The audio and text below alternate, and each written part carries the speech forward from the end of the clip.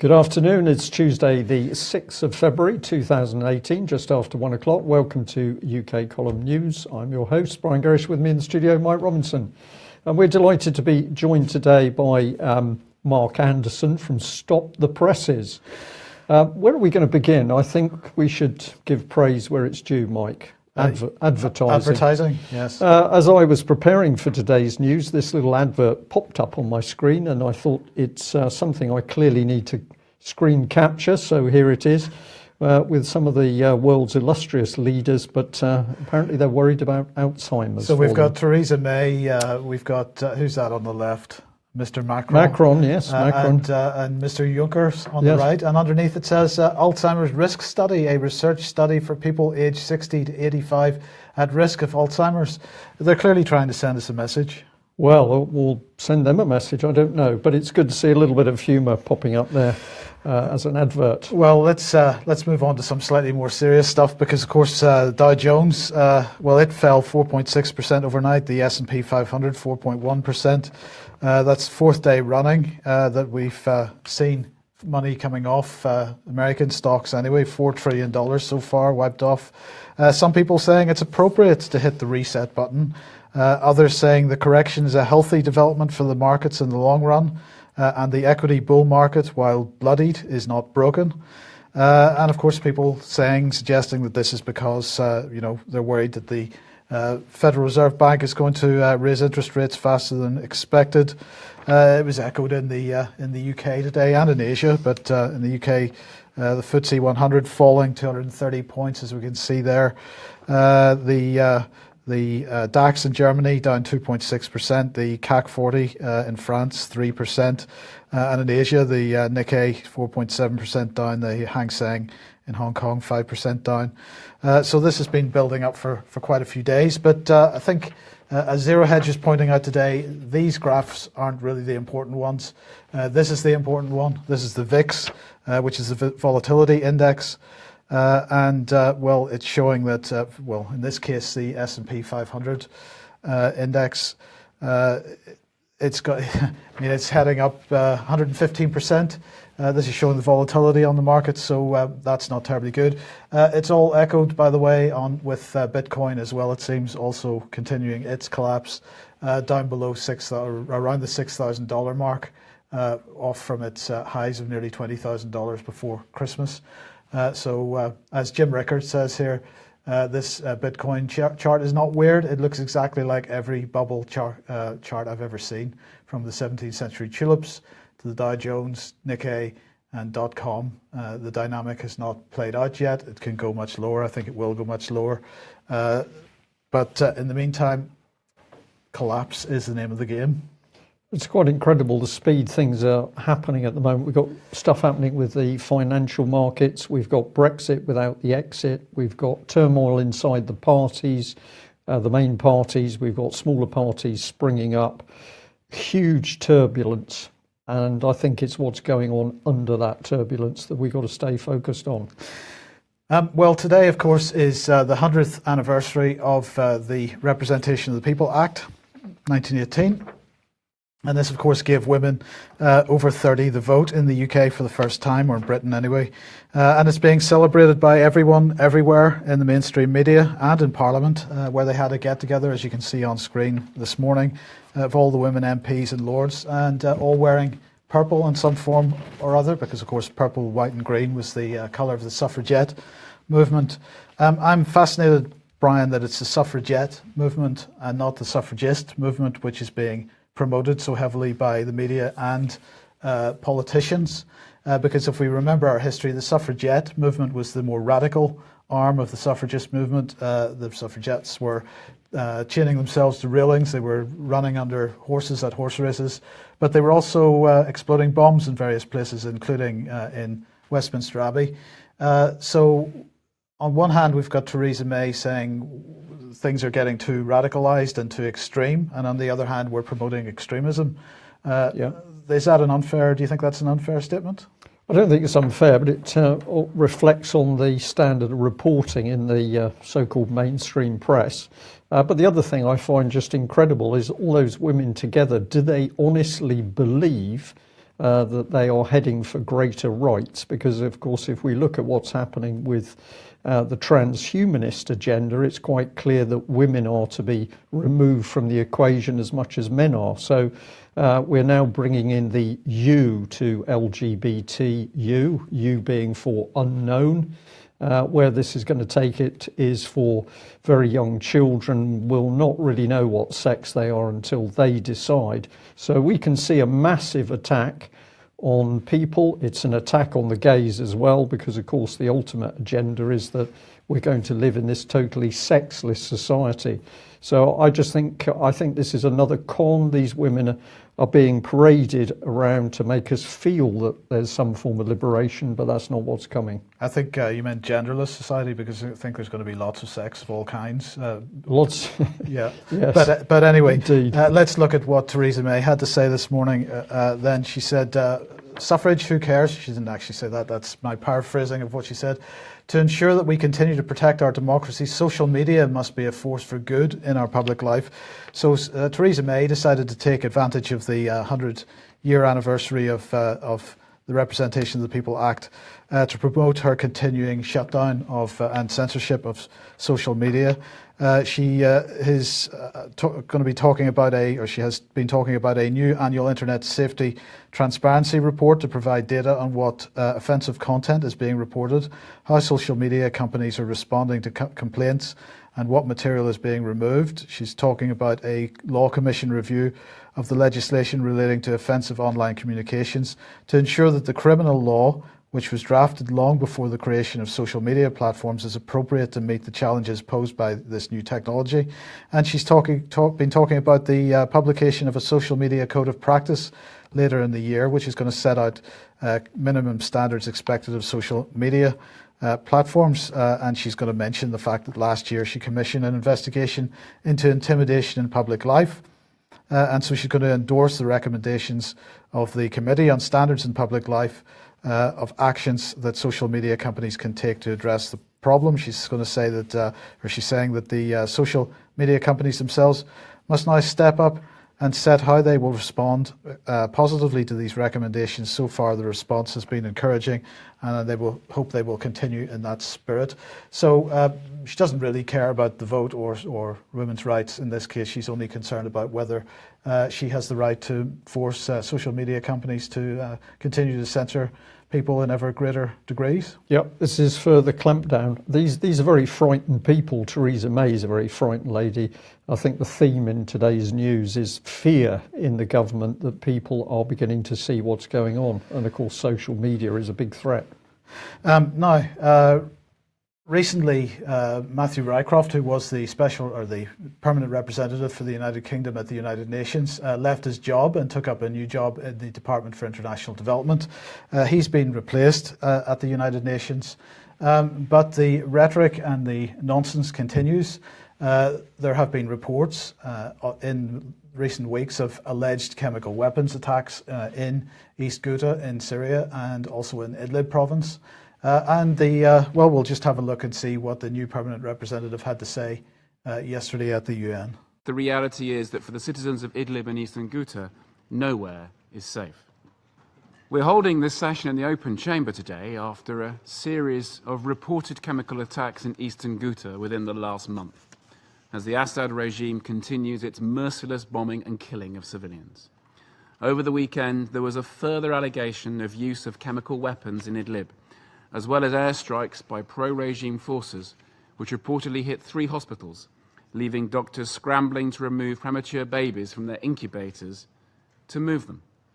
I cannot say move them to safety, because the reality is that for the citizens of Idlib and Eastern Ghouta, nowhere is safe. Mr. President, we are appalled by this violence and the reported deliberate targeting of civilians and civilian infrastructure, and call upon all parties to the conflict to uphold international humanitarian law and protect civilians. We would welcome any serious attempt to re-establish a properly independent investigation and attribution mechanism to continue the meticulous work of the JIM. Sadly, we do not yet see that in the Russian proposal. Well, Brian, that is the same nonsense as we have heard time and time again from the British government and the British representation in the United Nations, calling once again for the reinstatement of the joint investigatory mechanism for chemical weapons in Syria, on the basis of what? If there are chemical weapons attacks going on in Syria, there once again is no evidence about who may well have carried out those attacks, and the alleged attacks are taking place in terrorist-held areas, not as a result. This is not the result of Assad attacking civilians. Yeah, but it's absolute rhetoric, Mike, and my mind goes back, whatever it is, 4 years to the conversation we had with Conservative MP Brooks Newmark, where he was in the Daily Mail in particular, talking about the use of chemical weapons. We challenged him, we asked him to provide the source of evidence for the statements made, and of course that was never provided. And none of the outlets that he mentioned, which is the Foreign and Commonwealth Office or Porton Down or the UN or the US or the UK security services, ever produced any evidence whatsoever. There still isn't any evidence against Assad, but we're now back into the baby killing rhetoric. Absolutely. It's disgusting stuff. Absolutely. Now, I was hoping we would be joined by Vanessa Beeley today. I'm not sure if you're there, Vanessa. I think the call has dropped, unfortunately. Are you there, Vanessa? No, I'm afraid not. It's gone. Okay, that's a shame. Well, we'll come back to that. We'll come back to that maybe tomorrow.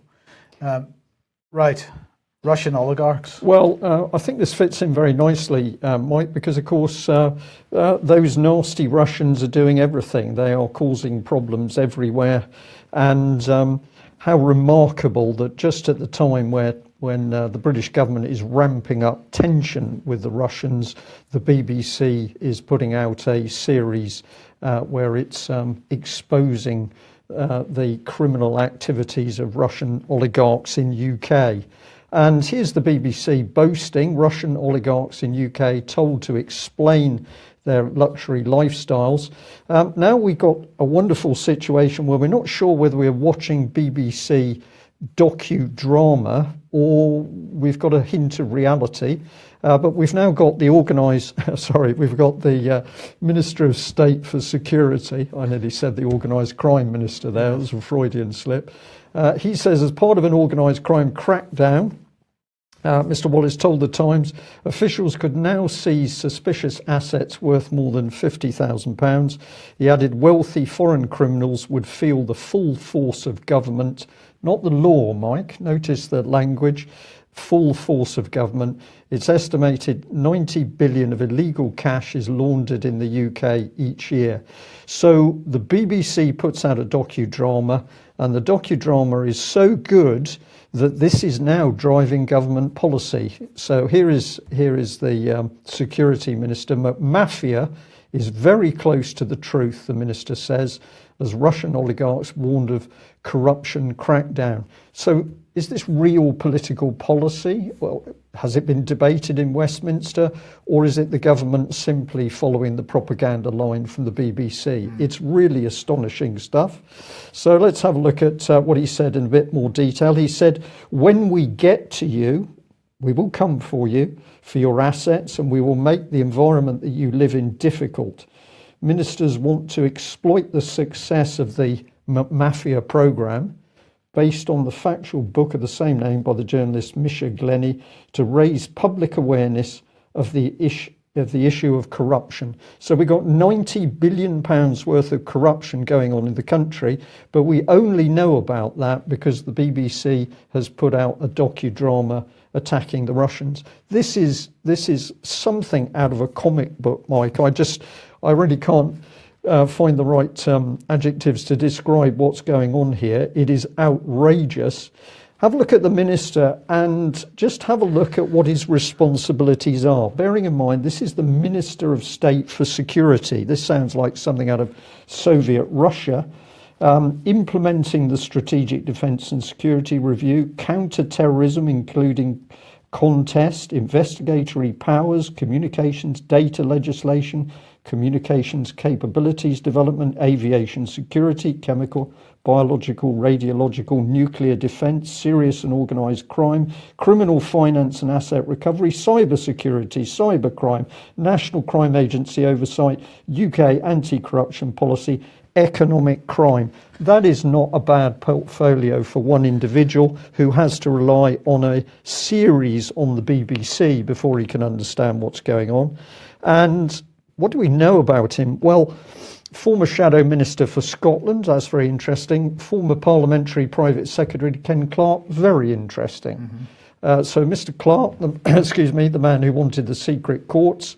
Here we've got Ben Wallace, also part of the Cabinet Office, and former whip, so the man who knows all the dirty little secrets. So I find this just extraordinary. Are we dealing in the real world, or are we now in fantasy world created by the BBC, which is taken into policy? Well, I thought we'd just get our viewers and listeners' minds back to around about 2014, when many newspapers were starting to focus on the links between Peter Mandelson and Russian defence firms. So here we are, Lord Mandelson, the former Labour business secretary, is under pressure to surrender his dictatorship at Sistema, a large Russian conglomerate. So we've got senior government officials mixing, it would appear, with the oligarchs that the BBC says we need to be watching very closely. So here we are. He faces calls to surrender his dictatorship. The Post is thought to pay around $200,000 a year. So government officials being paid by the Russians, but we're now told the Russians are the bad man. Can I just say, you said dictatorship there, you meant directorship, so that's another Freudian slip. Well, it's probably because I'm quite emotive on this particular one, because it's so obvious what's going on here. We've got B. Sistema is the majority shareholder in RTI, a defence technology company which produces radar and satellite communications. It's won major Russian state contracts to build a land-based missile early warning system. Aren't these the systems that they're apparently frightened of in Syria? Indeed. It's quite remarkable, isn't it? So it goes on. We can go through the paper. We don't need to go to the BBC because all of this stuff has been in the public domain. Let's just have a look at this. On the left, Britain could still join the euro. So we've got him politically active, of course, still to this day, with trying to keep us in the European Union. On the right, it says Lord Mandelson has told Russian leaders in the bluntest terms that their country will be frozen out of the global financial system. So if he's saying that, Mike, I feel that he's not actually talking, he's not working for the Russian government. No, but then oligarchs have got nothing to do with the Russian government either. Right, so this is where it gets interesting, because who are we talking about?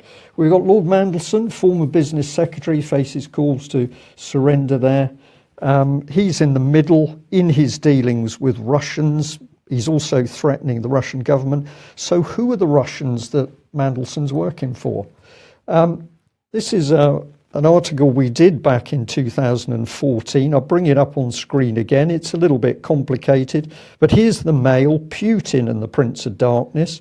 So according to the Mail, it was Mandelson working through his global council, and he's working through that company into Putin. BP's involved, APP's involved, and then this was the key bit, this global council, 366 clients in secret global network. Is this the Russian government, or is there something else going on? And you can have a look at all of this on screen. I'll leave you to freeze the screen and have a look at it. Here's some of the names of the people that they talked about. And at the same time, we've got Mandelson saying that it's the markets that are leading the way, not governments, and they are quickening the pace. This is the looming nightmare for the Russian economy, and it will have to be dealt with very boldly by the Russian government. So Mandelson admitting that it's people other than the governments who are driving it. Is that the Russian oligarchs themselves? Well, it's difficult to say. Here is that global council. Here's Lord Mandelson as chair. We've got a gentleman called Benjamin Wegg-Prosser, which we should pay attention to. Just put some of the names up there to make it easy for people, but we can bring in some of the detail there. So he's working for the British government. Mandelson's working for the British government, but he's also linked in with these international bankers dealing with the very oligarchs that we're now told are the bogeymen. And here's Mr. Benjamin Wegg-Prosser, considerable experience in international media and politics, co-founded SUP Media, a Moscow-based digital media company. But before moving to Russia in 2007, he was Director of Strategic Communications in the Office of the British Prime Minister. How does this work, Mike? How do we have people working straight into the heart of the Russian government, it would appear, when we're now being told, of course, the Russian government is the arch enemy and we're going to penalise them? Notice the Guardian newspaper there as well. Yeah. He held a number of commercial roles at the Guardian newspaper, now tied into the Russians. And if you look at this Mail article, going back a while, revealed the knights, peers and even members of the royal family who are now on the payroll of Russian oligarchs. So you can see we've got Lord Owen there, we've got Prince Michael of Kent. Well, he was part of the Russian-British Chamber of Commerce. We've even got Cameron taking money from Russian ladies connected into supposedly the Putin government. I don't think this is to do with the Putin government. I think this is to do with the oligarchs that we're led to believe we're now going to crack down on. Yeah, well, yes, absolutely. And these are the oligarchs, of course, that want to see Putin gone. Who want to see Putin gone. And why do they want to see him gone? Because he kicked them out of Russia. Or put them in prison. Yeah. So can't really do this justice today because there's too much there. But I think we're saying as a minimum, just watch what the BBC is up to, driving this agenda against the Russian government, whilst in the background the BBC does not report on the links between British politicians in all the major parties and some very dark, devious members of so-called Russian cartels. We should trust the BBC, so the Button said. Why you can trust the BBC News. This popped up on my screen as well, Mike, while I was looking at this. So I pressed it, and this is what pops up. Learn how the BBC is working to strengthen trust and transparency in online news. I'll just read a little bit of it. I can probably only manage a bit. The BBC is recognised by audiences. Recognised by audiences in the UK and around the world as a provider of news that you can trust. Our website, like our TV and radio services, strives for journalism that is accurate, impartial, independent and fair. Our editorial values say the trust that our audience has in all our content underpins everything that we do. We're independent, impartial, honest. We are committed to achieving the highest standards of accuracy, impartiality, and strive to avoid knowingly or materially misleading our audiences. I'd like to use the B word on this. It goes on and on. I think I'll just have to bring in remarkable that the Daily Mail survey said 83% of Britons don't trust this organisation. It's outrageous. Of course, it's not just the BBC and the British press that aren't trusted. I think we mentioned a few days ago the Pew Research in the United States showing that in the US, only 50% of people trust the media over there. And who can blame them in light of the continuing fallout from the Nunes memo? Devin Nunes was speaking on Fox yesterday. He said, I think the bigger problem, the bigger challenge here is that the mainstream media is totally uninterested in this. Can you imagine if the shoe was on the other foot? And he went on to talk about if perhaps Bush had paid for information that had gone after a Democratic candidate in the same way as has happened with Trump. He said this town would be on fire under those circumstances. Every reporter would be following around after George Bush all over town, yet it's crickets from the media. It's embarrassing. I'm almost flabbergasted because I thought at least there would be some ounce of credibility left, but there's really none. So that is the position with the mainstream media in the United States.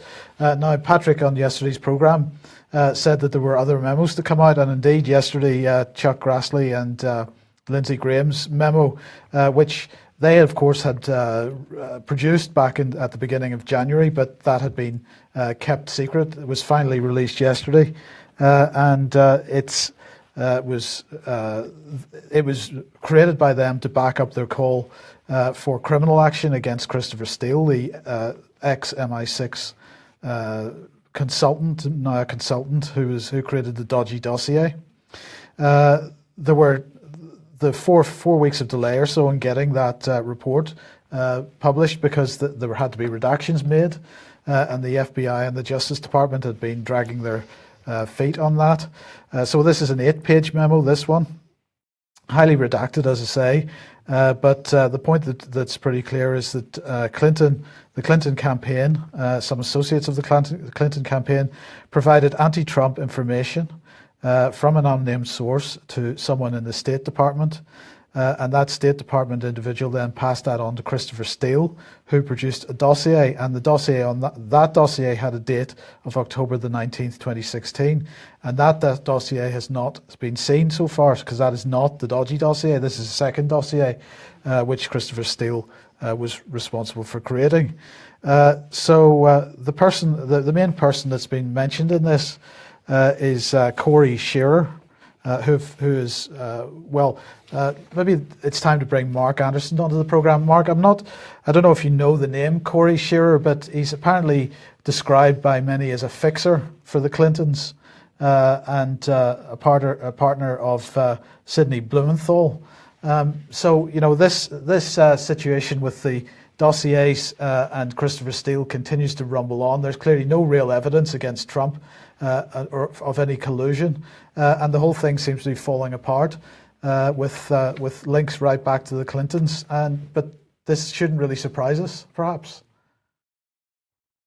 Yeah, you'll notice that the only thing that's not falling apart is the links back to the Clintons. And this is the key point, is that the Clintons are the main problem. That's what this thing is indirectly revealing. It's not showing us enough about Trump to really go anywhere with it, but it is showing us enough about the Clintons. And the media, like Nunes is saying, is so myopic and so ideologically driven. And he made that comparison, if this were Bush and all this, like you guys just said.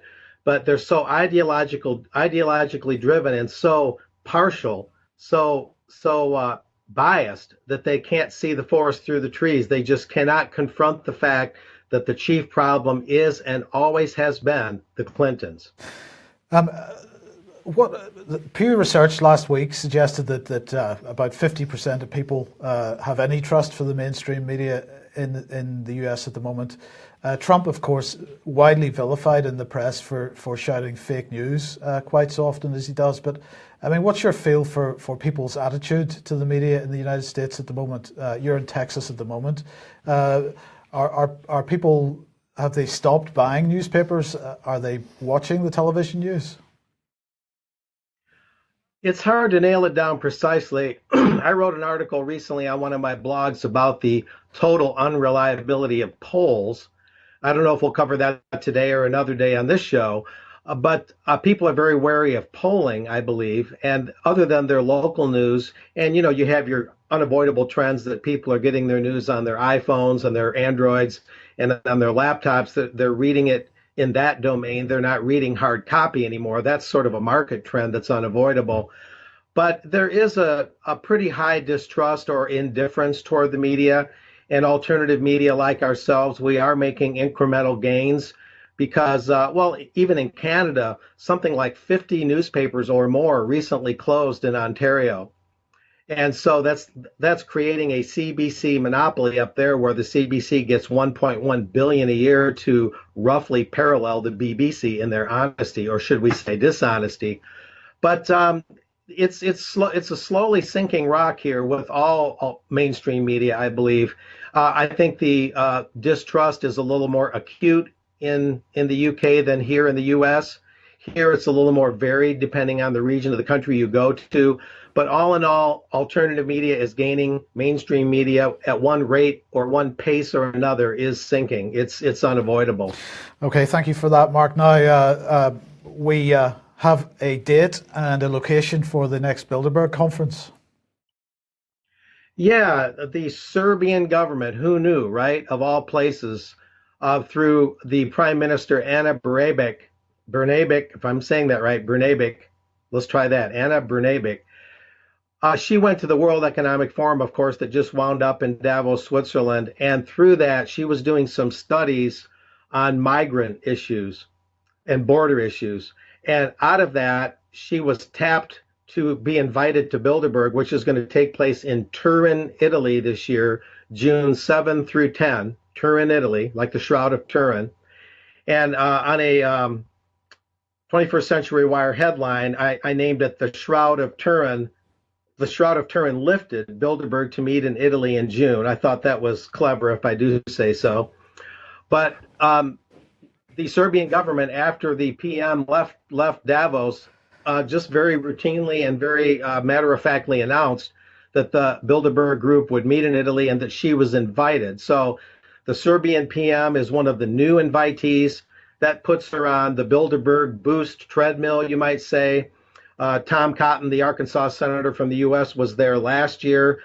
Less than a year later, he's being considered to head the CIA, even though he's only a junior freshman senator and he only served one term in the U.S. House. So we'll see if Anna's fortunes grow like a lot of newcomers to Bilderberg do. A lot of their fortunes will grow, their political fortunes, their revolving door connections once they leave politics. This is one reason Bilderberg is so popular. But this is the earliest that I can remember that the location and date for Bilderberg has been revealed. So I broke this story, and I believe this is the earliest in the calendar year that we've known where and when Bilderberg is going to meet. Now it's just a matter of what hotel and all the details. But yeah, I'm happy to report that we know evidently where they're going. They could be planting false leads, of course. I doubt it in this case. I think the Serbian government just innocently announced it because they were proud of their PM for being invited. And that's where we're at with this. Meanwhile, there's stuff going on with the Chicago group, the Council on Global Affairs, that parallels Bilderberg in many ways.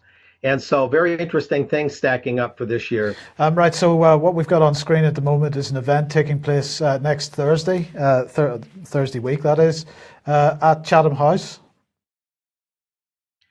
Indeed, and here the Chicago Council on Global Affairs, which I cover fairly regularly, and I've mentioned their connections to Chatham House. Well, recently they had a Chatham House rep speak at one of their events. Now the head of the Chicago group, Ivo Daalder, a former U.S. ambassador to NATO, he's going over to the Foreign Policy of Cities expo or conference, rather, at Chatham House. And I believe it's, yes, the 15th of February, 2018, a week from this coming Thursday, if my calendar's right here, but February 18th. And it's interesting, I was reading up on this title, The Foreign Policy of Cities. And as we know from your reports, guys, and mine on the show and elsewhere, that through the so-called climate change mantra, they're using that as a lever, or as a gateway, a portal to get into the devolution of power to the city level and empowering cities and doing an end run around the nation states that these cities inhabit. Now, that's not always a bad thing in every detail when you read their scripts, but their scripts, of course, are written in globalese, the language. I've coined that name, globalese. And when you read what they want to do, it gets very interesting. But to break it down, they say that they want to, quote, number one, establish greater coordination within cities. Quote, number two, work with nation state institutions. That's a little bit more malleable than you might think. And number three, engage in urban networks. That one means more communication among cities, whilst the first one was more communication between cities. And they go on to say that things like traditional ways of thinking about international relations are no longer sufficient. Globalization and the digitization of the global economy have made it easier for sub-state actors, there's that language again, to shape affairs on the world stage, particularly as many major challenges facing the world, such as urban violence, climate change, and inequality, have a greater impact on urban centers than on nations. At the same time, urbanization is concentrating more people and power in cities, a trend that is expected to continue throughout the century, yet political power held by cities on the global stage lags behind the city's immense and growing economic and cultural might or strength. At times, cities find their interests in conflict with or ignored by national government agendas. To examine how cities might develop their own foreign policies, get that, a group of leaders, including former PMs, ambassadors, scholars, mayors, and CEOs, came together at a private workshop last year at the Chicago Forum on Global Cities. And that they're basing everything, we can talk about this more in the weeks ahead, but they're basing everything on those kinds of insights. And the Chicago Forum on Global Cities will take place right up against Bilderberg, June 6th through 8th in downtown Chicago, usually in an auditorium at the Art Institute. So right bumping up against Bilderberg, the next Forum on Global Cities will convene. And this Chatham House meeting is the networking that the Bilderberg universe, I call it, you might say, or the Bilderberg network. It's the cross-pollinating that they typically do to get all their cylinders firing in all the different areas. So they're going to talk about this coming a week from Thursday at Chatham House. Then they're going to carry it over to the Global Cities Forum in Chicago in June. And those ideas will be partially filtered over to Bilderberg at that time in Italy. And we can see where this is going in terms of empowering sub-state actors to disempower the nation state. Again, not always drastically evil consequences, not sinister maybe in every respect, but it is quite subversive because this is carried out by oligarchs of another sort. And that's the oligarchs of the Global Affairs Council, of Chatham House, and of Bilderberg. But on top of that, Mark, what's being engineered is a shift in the style of governance, and certainly a shift in the relationship between the individual and whichever organization is imposing governance on them.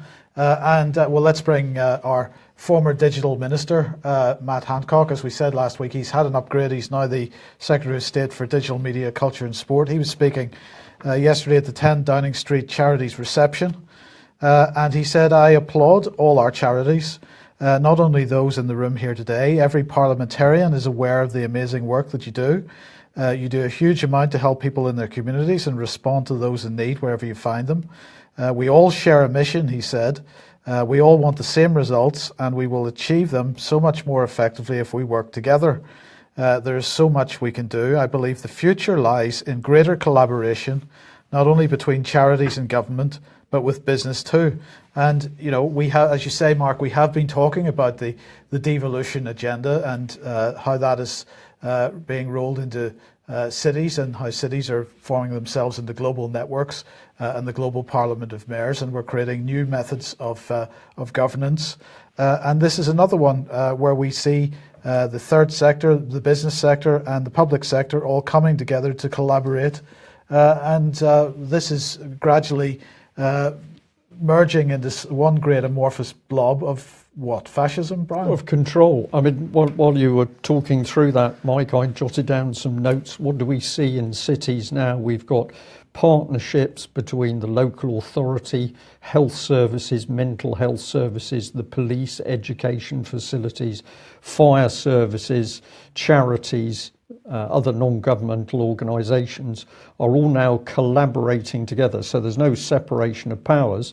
And when you bring in a mayoral structure over the top of that, you've got a dictatorship. As somebody said in our chat room while we've been covering this segment, basically there is no space for people voting in this new system that they're creating. It is a very tight dictatorship. And perhaps we just bring Eric Pickles on screen and remind ourselves of the sort of thing he was saying when he was local government secretary. We are going to shake up the balance of power in this country. We're going to change the nature of the Constitution. Be in no doubt about our commitment to localism. And he is talking about big society. He is talking about this form of government which is focused on cities. And now we've got organisations bringing city mayors together for globalist meetings. It's very, very dangerous stuff. Well, this may be the 100th anniversary of the 1918 Act, which gave women the vote, but it's also the anniversary, or it's also, World Safer Internet Day.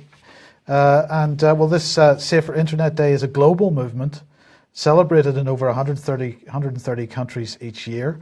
Its aim is to promote safe and positive use of digital technology, especially among children and young people, and to call each stakeholder to play their part in creating a better internet for all. Each year on this day, millions of people unite to inspire positive change, and Europol is proud to join the cause. This, of course, is from their press release, which they pushed out today. They said that in 2018, we're supporting the theme, create, connect and share respect. A better internet starts with you, by sharing our tips and advice on online safety, a reminder for all, but especially for the youngest among us, on responsible and careful online behaviour. Are you responsible and careful online, Brian? Well, I hope so, Mike. Yes. In order to achieve a safer Europe for the benefits of all EU citizens, Europol is strongly committed to fighting against cybercrime, apparently. And at the same time, several prevention and awareness raising campaigns, guides and materials have been set up over the last years to empower EU citizens to protect themselves online. Say no and deterring youngsters from cybercrime campaigns are especially relevant, apparently. And Rob Wainwright said, education both at home and at school has traditionally placed emphasis on teaching youngsters about respect, both for those around them and for themselves. Our societies have developed based on this very principle, and so have we as citizens. If this has worked in the offline world, then why not pursue the same goal online? You're trying not I'm fading slightly. Yes. This is like listening to the BBC justify itself. Indeed, it is class. And I've got to add in here, of course, all of this stuff on the internet could be stopped overnight by the right filters. None of this material would be on the internet at all. But they don't want to do that, of course, because of the immense profit and the immense damage, not only child abuse images cause, but darker stuff.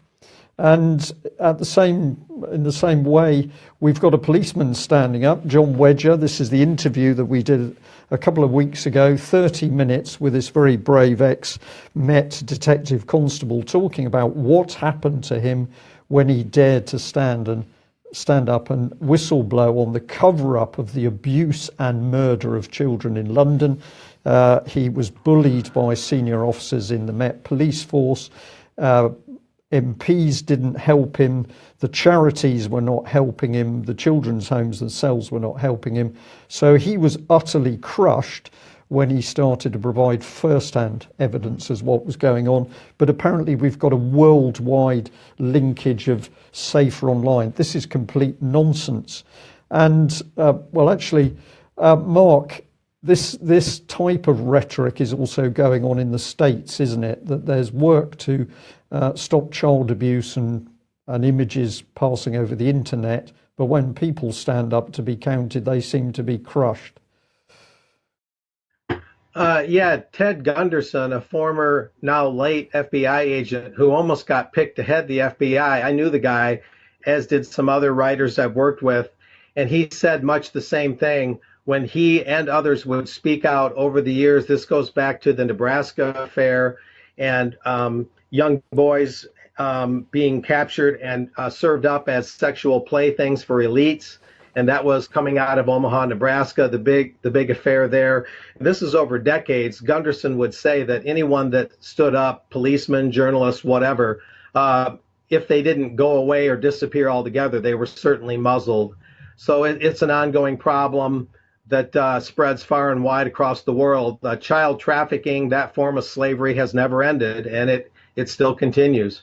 Okay, thank you for that, Mark. And I'm just going to put this up on screen because John Wedger, in order to raise awareness for the continuing abuse and cover up of the abuse of children, is aiming to walk from London to Manchester.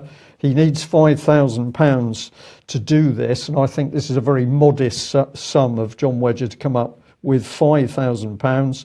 As you can see on screen, he's raised 1,450 at the moment.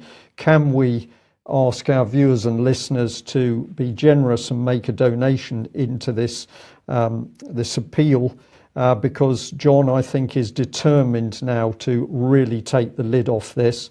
And I'm going to say he's informed us that MP Mike Penning, a former policing minister, has said that he will also accompany John on a section of that walk. So this is very interesting. We've now got a first MP standing up to be counted alongside John Wedger on a walk from London to Manchester.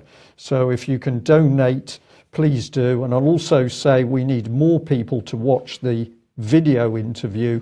It's only 30 minutes. But you can see John talking on screen about what was done to him. And I think you need to watch it to complement the audio interview that he gave. But all in all, Mike, we just see constant cover-up by the British government whenever the subject of child abuse is mentioned. And I'll end today's news by saying, for the many people who say, what can we do? We'll come back to this business of meeting up with other good people, start a network. It doesn't have to be big, even a few people meeting and doing something, writing letters, making suitable phone calls to even local councillors on these subjects. It does have an impact. So don't just sit at home listening to the news, take action and form a network. I think that's it. Mark, thank you very much for joining us. We will be back at the same time tomorrow. If you're not already a subscriber of UK Column, please consider taking out a subscription, because we can only do what we do with your financial support. Thanks for joining us. Bye-bye. Bye.